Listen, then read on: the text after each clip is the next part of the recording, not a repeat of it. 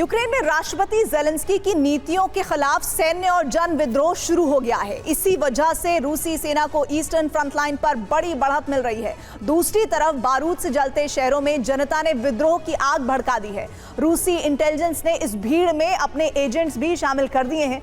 यूक्रेनी सेना के ही कुछ जवान रूस को यूक्रेन के अहम सामरिक ठिकानों की लोकेशन भेज रहे हैं। रूस सटीक हमले करके यूक्रेन को बड़ा नुकसान पहुंचा रहा है।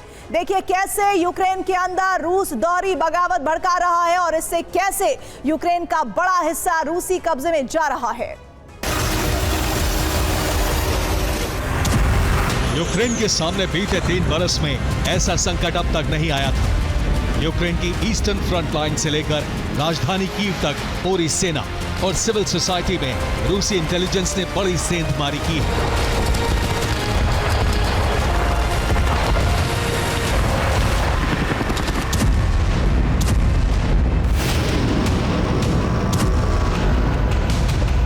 यूक्रेन सेना के जवान रूसी सेना को मदद दे रहे हैं। रूस को यूक्रेन के अहम सामरिक ठिकानों की लोकेशन दी जा रही है। ईस्टर्न फ्रंट लाइन पर हथियारों की कमी और वॉर फटीग से थके सैनिक हथियार डाल रहे हैं और रूसी सेना बिना गोली चलाए यूक्रेन के नए नए इलाकों पर आसानी से कब्जा कर रही है। दूसरी तरफ सिविल सोसाइटी ने ज़ेलेंस्की के खिलाफ विद्रोह तेज कर दिया है। रूसी इंटेलिजेंस ने इनके बीच अपने एजेंट उतार दिए हैं। अपनी ही सेना के पायलट्स ने यूक्रेन को भारी चोट पहुंचाई।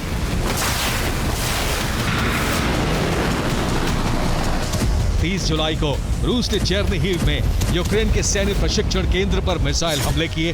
हमले के लिए शॉर्ट रेंज स्कंदर बैलिस्टिक मिसाइलों का इस्तेमाल किया गया। रूस के हमले में यूक्रेन के 200 ट्रेनी फौजियों की मौत हो गई। इसके अलावा 100 से ज्यादा सैनिक घायल हुए हैं। इस ट्रेनिंग सेंटर की लोकेशन यूक्रेनी सेना के पायलट ने रूस को दी थी। हमले के लिए स्कंदर मिसाइलों में हाई एक्सप्लोसिव क्लस्टर बम लगाए गए, जिससे भीषण तबाही हुई। इसके अलावा रूस ने ईस्टर्न फ्रंट लाइन पर बड़े हमले किए हैं, जिससे यूक्रेनी सेना को बड़ा नुकसान उठाना पड़ा है।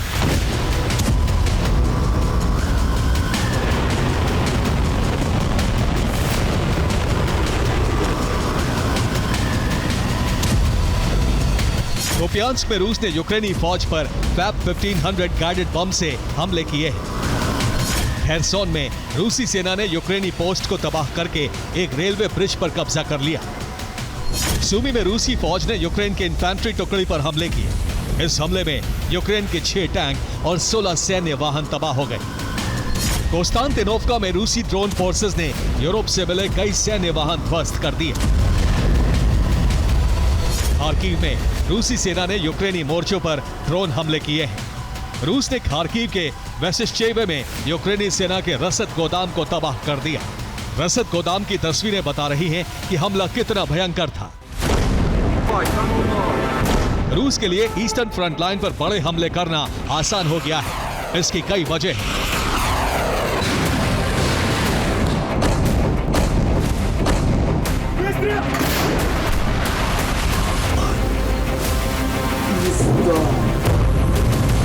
पहली वजह यह है कि यूक्रेन के पास फौजियों की कमी है।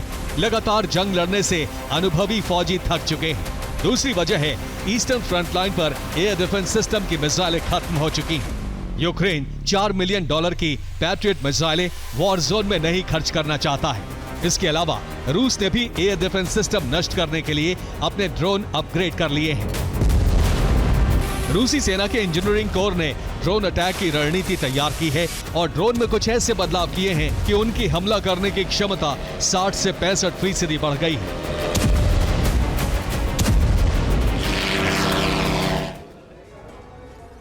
रूसी सेना के इंजीनियरिंग कोर ने डिफेंस सिस्टम के खिलाफ ड्रोन को ज्यादा असरदार बनाने के लिए इसमें रॉकेट इंजन लगा दिए हैं, जिससे ड्रोन की रफ्तार बढ़ गई है। इसके अलावा AI यानी आर्टिफिशियल इंटेलिजेंस सिस्टम लगाए गए हैं, जिससे इनके हमले अचूक हो गए हैं। मिड फ्लाइट में ड्रोन अपने आप टारगेट बदलने का फैसला ले सकता है। ड्रोन में नए एंटी इलेक्ट्रॉनिक वॉरफेयर सिस्टम लगाए गए हैं। इससे यूक्रेन के EWS हथियार ड्रोन को गिराने में नाकाम हो रहे हैं।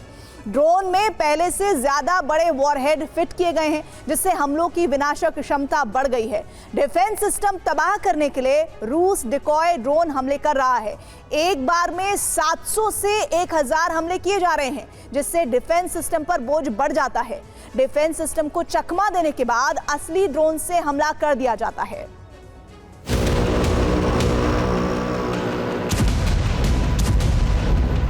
आसमान से आकर रूस के ड्रोन तबाही मचा रहे हैं और जमीन पर रूस की सेना यूक्रेनी सेना को मात दे रही है।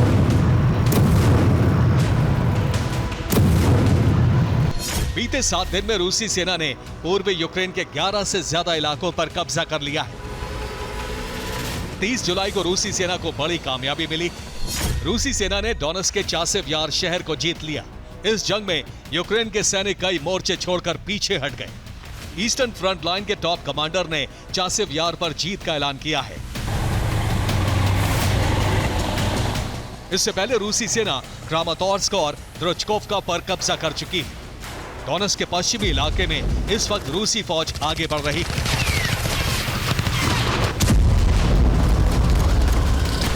डोनेट्स्क के युद्धग्रस्त क्षेत्र में अभी भी 22,000 से ज्यादा आम नागरिक फंसे हुए हैं। यूक्रेनी कमांडर ने कहा है कि हालात हाथ से निकल चुके हैं और अब फ्रंट लाइन पर मजबूत स्थिति बनाए रखना बहुत मुश्किल है, क्योंकि रूस अब यहां साइलेंट किलर पोसोक वेपन को उतारने वाला है। यह यूक्रेनी फौज के आर्मर्ड व्हीकल्स को कुछ ही सेकंड में खत्म कर सकता है।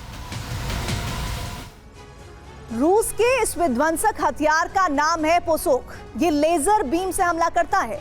ये साइलेंट प्रिसिशन अटैक करता है। इसके लेजर बीम से 10 mm का स्टील आर्मर पिघल जाता है।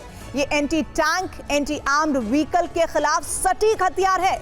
रूस ने इसकी रेंज 500 मीटर तक बताई है, लेकिन ये 100 मीटर रेंज में बहुत कारगर है और जल्दी ही इसे मोर्चे पर उतारा जा सकता है।